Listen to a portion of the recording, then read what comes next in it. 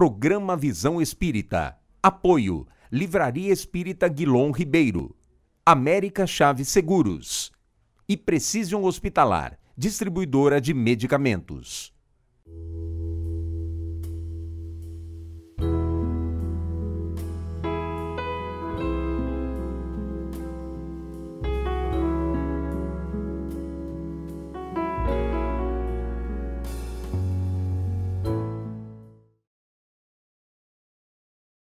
O programa Visão Espírita pede licença para entrar no seu lar e levar-lhe uma mensagem de fé, de otimismo e de esperança. O programa Visão Espírita tem a grata satisfação de receber o administrador, mestrado de EAD em Empresas, companheiro espírita, palestrante, escritor, divulgador da causa do Cristo, Saulo César Ribeiro da Silva. Saulo, seja bem-vindo ao programa Visão Espírita. Obrigado, Zolo. É uma alegria estar aqui com vocês. Esse programa que tem levado, eu acho muito bonito a frase do programa, né? Fé, otimismo e esperança.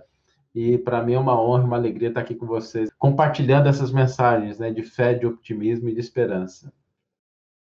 Saulo, o livro base para muitos cristãos é a Bíblia. Como nós, espíritas, nos posicionamos? Eu te faço essa abordagem porque ao longo desses 8 anos de visão espírita, muitos companheiros de outras fés, de outras crenças, não entendem ou não compreendem muito como nós nos posicionamos.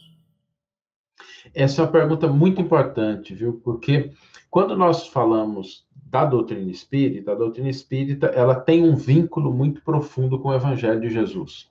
Quando Allan Kardec codificou a doutrina espírita, ele é o codificador, a doutrina dos espíritos, mas coube a ele a organização do plano material desse trabalho monumental. Ele estabeleceu um dos livros básicos da doutrina espírita como sendo o Evangelho segundo o Espiritismo, que é o Novo Testamento, nada de diferente do Novo Testamento. Allan Kardec recorreu às traduções que tinha na época, que eram as melhores, consultava várias traduções, analisou a tradução do Saci, a tradução do Osterwald, a tradução da Igreja Grega. Kardec falava várias línguas, então ele podia acessar esse material com muita tranquilidade. E ele, a partir daí, ele lançou um olhar sobre os ensinos de Jesus, sobretudo o ensino moral, a partir da visão da doutrina espírita. E nessa obra, o Evangelho segundo o Espiritismo, Allan Kardec também tem a oportunidade de trazer no primeiro capítulo a fala de Jesus: não vim destruir a lei e os profetas, mas dar-lhes pleno cumprimento. Ou seja, a partir dali, a visão que a doutrina espírita tem do Novo e do Antigo Testamento é uma visão que o Antigo Testamento é a base da revelação divina, é ali que começa o grande processo da revelação divina. O Evangelho de Jesus dá prosseguimento a isso, e a visão da imortalidade, da comunicabilidade dos espíritos, do intercâmbio entre esses dois planos da vida, a doutrina espírita traz em complemento a essas duas bases. Então, não há como separar isso. A gente não pode entender a doutrina espírita sem entender o Evangelho de Jesus. E a gente não consegue entender o Evangelho de Jesus em profundidade sem alguma familiaridade com o Antigo Testamento. Então, é inseparável. Essas 3 partes são inseparáveis. O Velho Testamento, Saulo, ele tem uma linguagem da sua época, uma linguagem que propicia diversas interpretações. Como é que nós, espíritas, conseguimos interpretar esse Velho Testamento? Essa é uma pergunta muito importante, porque as pessoas, quando têm contato com o Antigo Testamento, às vezes elas se assustam. E é curioso isso, Zolo, porque as pessoas acham que é mais complexo, e, na verdade, ele foi escrito para ser mais simples. A linguagem do Antigo Testamento é uma linguagem muito concreta, cheia de poesia. Se a gente olha os Salmos, por exemplo, são poesias, eram letras de música na sua maioria.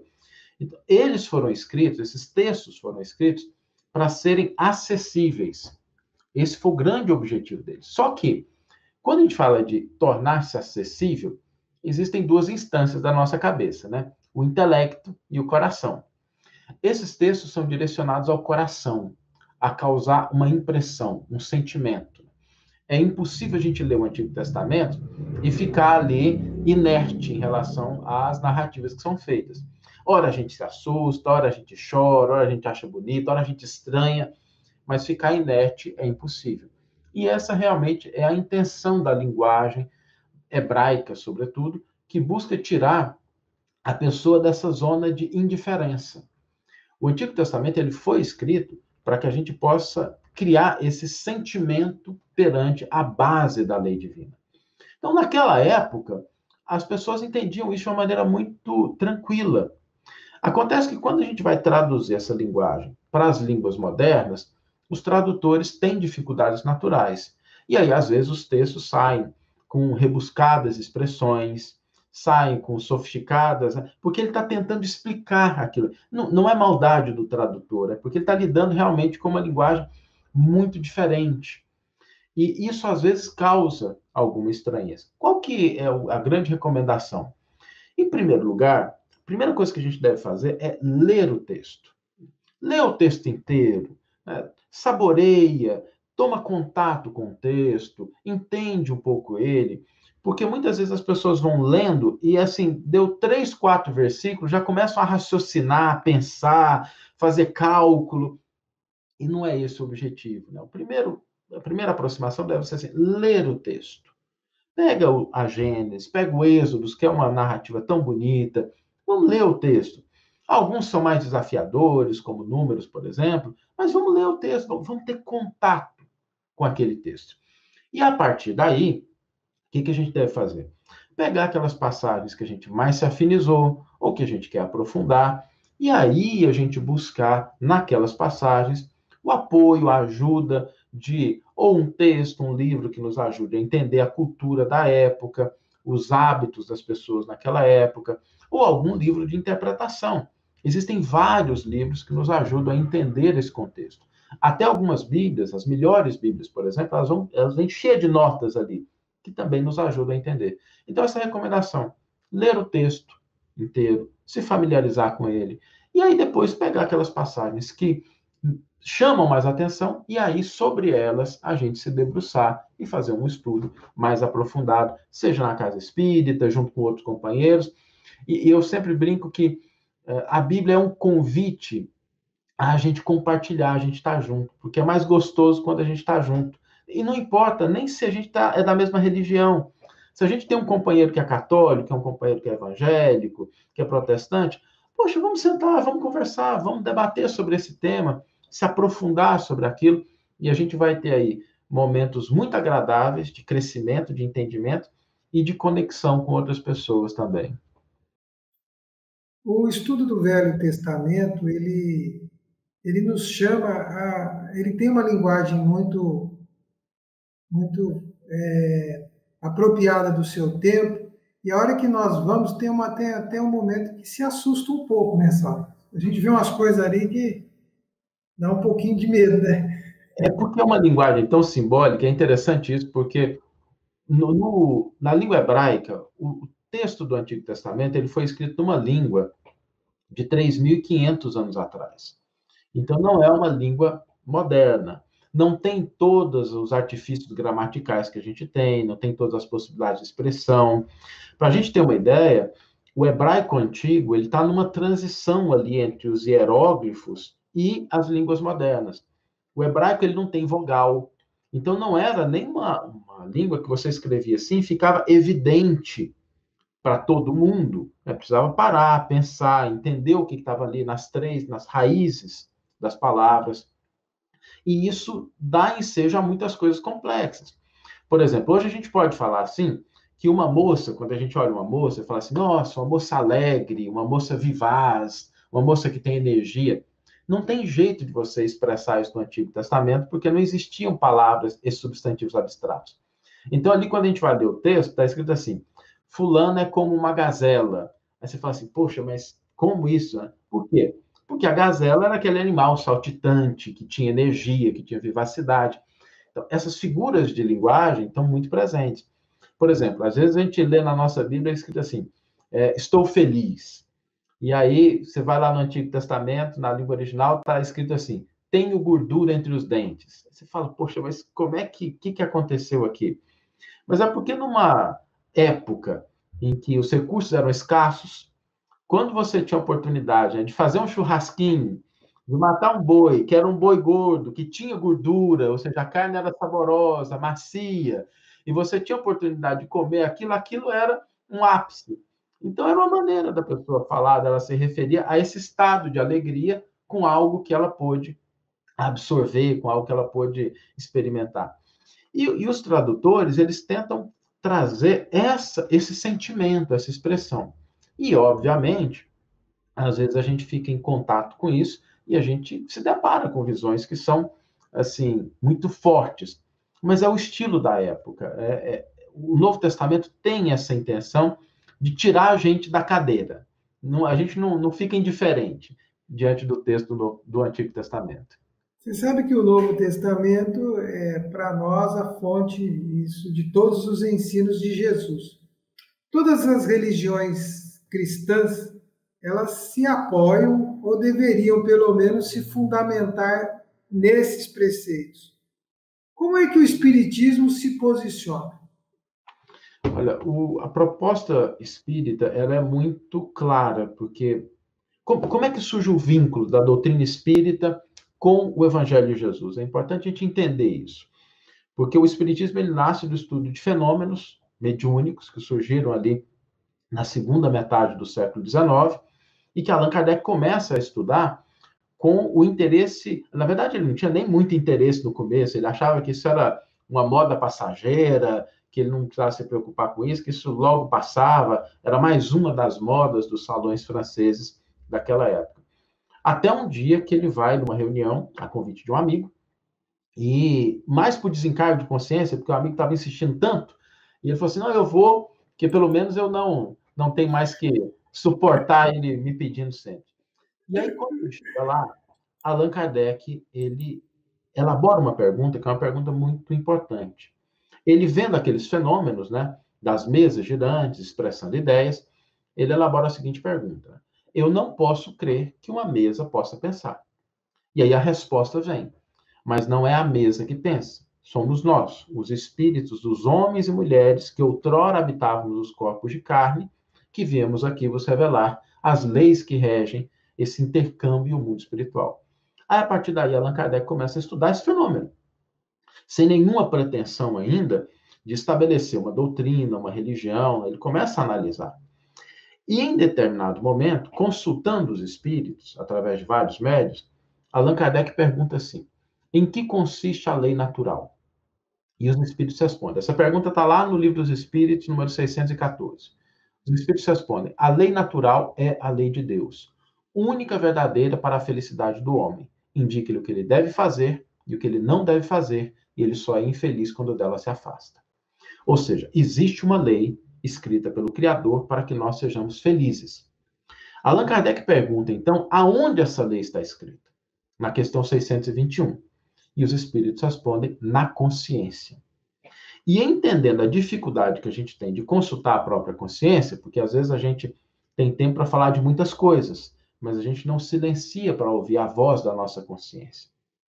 Allan Kardec indaga se existe um guia, né? Qual o tipo mais perfeito que Deus tem oferecido ao homem para lhe servir de guia e modelo? E os espíritos respondem: Jesus. A partir daí, estava demarcado Jesus como aquele guia e modelo que nos ajuda a ler a lei divina escrita em nossa consciência que diz respeito à nossa felicidade. E Allan Kardec, sabendo que tudo que a gente tem de informações acerca da vida de Jesus, dos seus ensinos, dos seus exemplos, estava contido no Novo Testamento, ele faz essa pergunta. Né? Se tudo que no item 627, se Jesus ensinou as verdadeiras leis de Deus, qual a utilidade do ensino que os Espíritos dão? Terão que nos ensinar mais alguma coisa? E os Espíritos, com muita propriedade, esclarecem o seguinte: Jesus falava de conformidade com os tempos e os lugares, porque ele respeitava a cultura da época. Ele não veio trazer algo fora do contexto em que as pessoas viviam. E os Espíritos esclarecem: faz-se necessário agora que aquelas leis que Jesus ensinou se tornem acessíveis a toda a gente.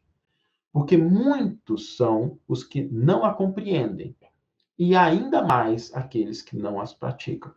Então, a partir dessa resposta, estava demarcado o vínculo da doutrina espírita com o Evangelho de Jesus.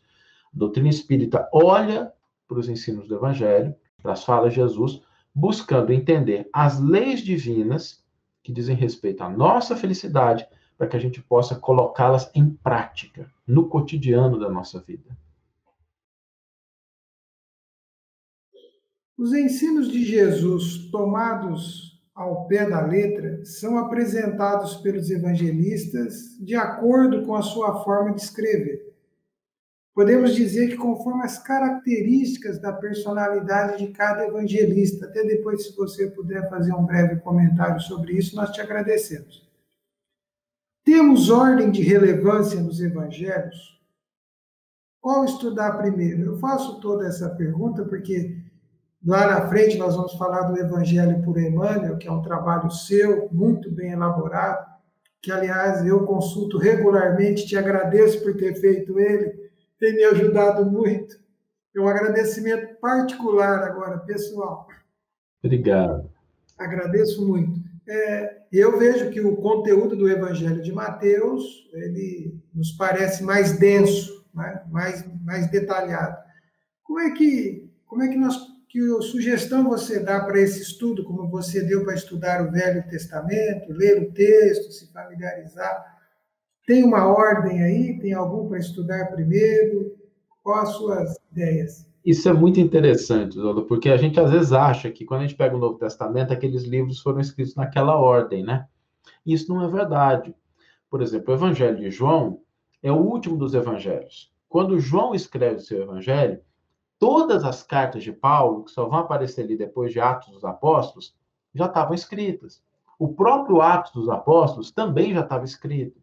Então, a ordem que está no Novo Testamento não é uma ordem cronológica. Qual é essa ordem? O Evangelho de Mateus, ele é o evangelho que mais cita o Antigo Testamento. O redator do Evangelho de Mateus, que fez o seu registro ali, a finalização do texto, por volta da década de 70, ele tinha em mãos já as anotações de Levi, que é o apóstolo, né, Mateus, o apóstolo é chamado Hora de Levi, Hora de Mateus. Ele tinha também o Evangelho de Marcos, e ele faz uma compilação desse texto, e ele escreve para judeus convertidos à mensagem de Jesus. E quando ele faz isso, ele cita muito o Antigo Testamento. Então, o Evangelho de Mateus ele está colocado em primeiro lugar, não porque ele foi o primeiro a ser escrito, mas porque ele serve de transição, de ponte entre o Antigo Testamento e o Novo Testamento, porque ele cita muito o Antigo Testamento. É o evangelho que mais cita o Antigo Testamento. Tá? Para a gente aprofundar um pouquinho no Evangelho de Mateus, a história desse texto é uma história muito bonita, porque Jesus tinha um dos apóstolos, que era Levi, Mateus, que era um dos mais cultos. Ele era coletor de impostos, ele escrevia, produzia relatórios. E quando Jesus falava, esse apóstolo tomava notas do que Jesus dizia, dos ensinos de Jesus. Essas anotações, elas se converteram depois em textos que as pessoas vão compartilhando. E depois, outras narrativas orais, histórias que Jesus contou, relatos da vida dele, foram se juntando. E alguém ali pela década de 70, nós não sabemos quem, juntou todo esse material e produziu um evangelho. Essa é a história do Evangelho de Mateus. Então, ele é antigo nessa parte essencial das anotações de Levi, de alguém que conviveu com Jesus, mas o seu texto final, ele não foi produzido por esse apóstolo, ele foi produzido por outra pessoa que escrevia para judeus. O Evangelho de Marcos, ele tem uma história diferente. No Evangelho de Marcos, quando Pedro está em Roma, Pedro conta muita coisa do que Jesus fazia, das histórias de Jesus, de onde é que ele se movimentava, o encontro dele com as pessoas. E quando Pedro vai se retirar de Roma, eles pedem para Marcos, que era um companheiro, um discípulo de Pedro, para deixar registrado aquilo que Pedro havia ensinado, porque Marcos já tinha escutado aquelas histórias, ele conhecia. Então, pedem para ele registrar um texto. Marcos não domina muito bem o grego, porque ele é da Palestina, ele falava o aramaico, e ele faz um esforço enorme para poder verter para o papel aquilo que Pedro havia ensinado, relatado, as memórias, as lembranças de Pedro. É por essa dificuldade em relação à língua que o Evangelho de Marcos ele é mais conciso, ele é mais objetivo. Quando a gente não fala uma outra língua, e a gente tem que escrever alguma coisa nessa outra língua, que a gente conhece mais ou menos, mas não domina, não é a nossa língua materna, a gente utiliza frases mais objetivas, mais curtas, né? A gente não tem toda aquela linguagem poética. Só quem domina a língua, quem tem a língua natal, é que consegue realmente extrair da língua toda a beleza poética. Marcos não tinha isso, por isso o evangelho dele é um evangelho mais conciso, mais objetivo, e muito voltado ao que Jesus fez, porque era isso que interessava aquelas pessoas. Os atos de Jesus, as viagens, os milagres, isso tudo está narrado no evangelho de Marcos de uma maneira muito interessante.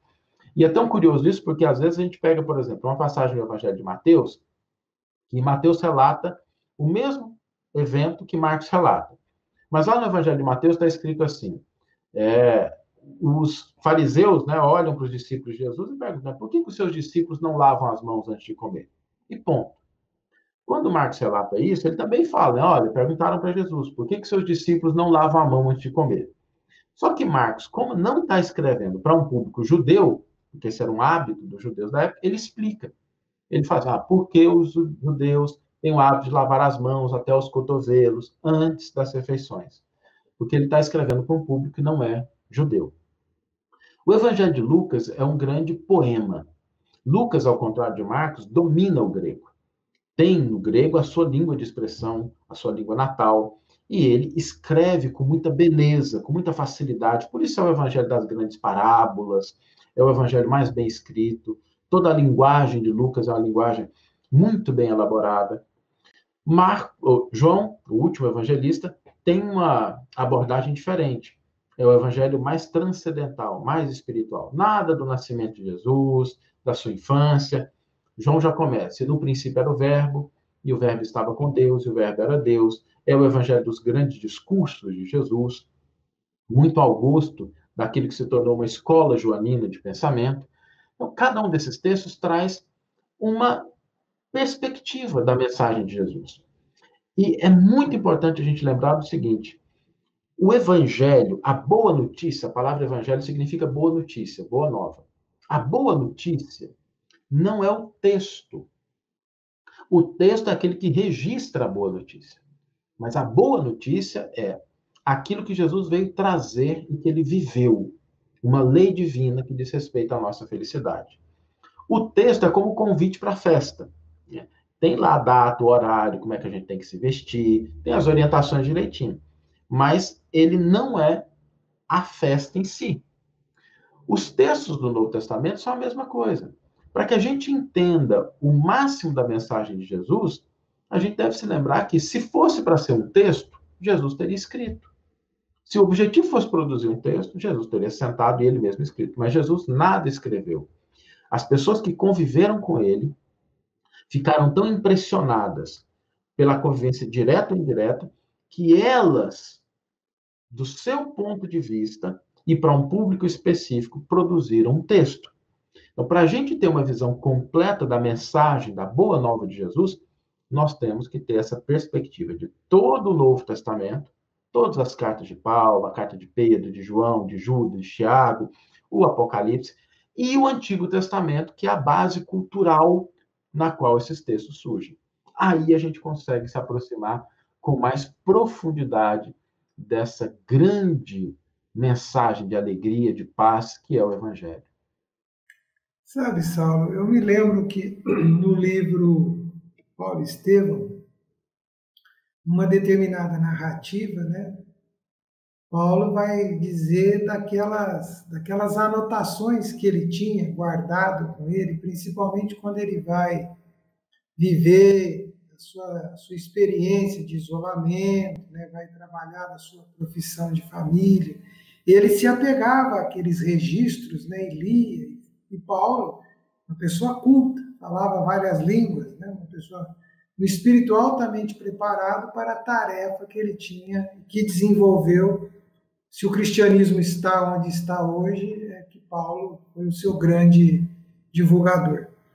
Mas nós, no Novo Testamento, você já disse, tem as cartas de Paulo, os Atos dos Apóstolos, né? E os cristãos citam isto muito. Tem hora que às vezes a gente vê o cristão citar mais as cartas de Paulo do que as próprias mensagens contidas nos evangelhos, né?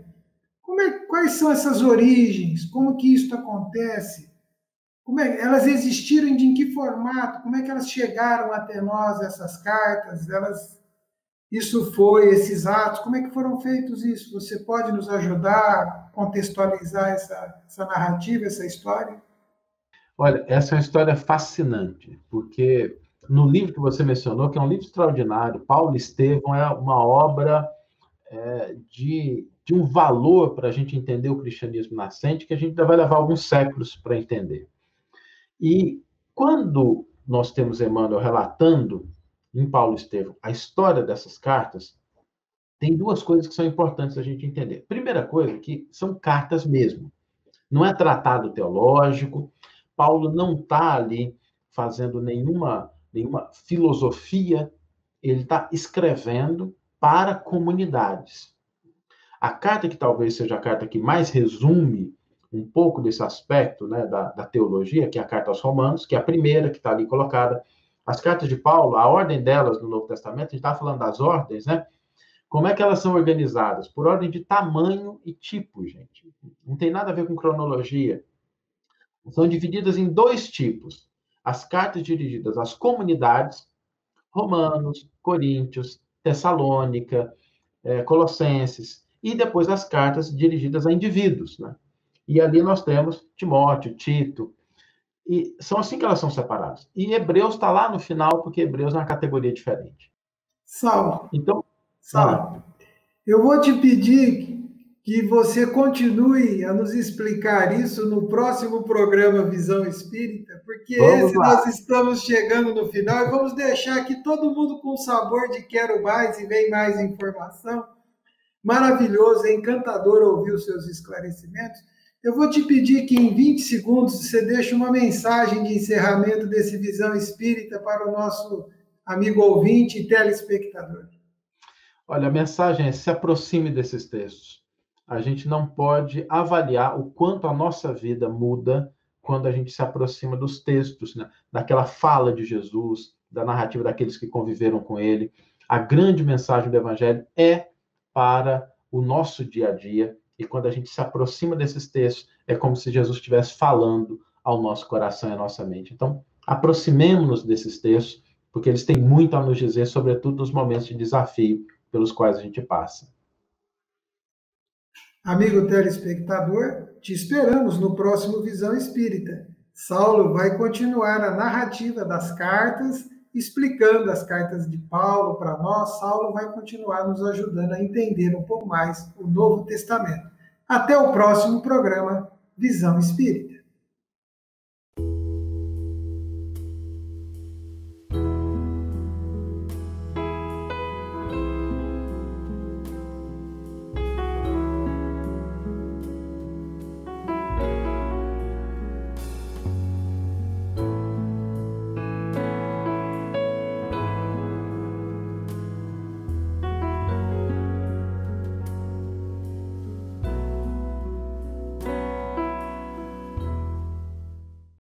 Programa Visão Espírita. Apoio. Livraria Espírita Guilom Ribeiro. América Chaves Seguros. E Precision Hospitalar. Distribuidora de medicamentos.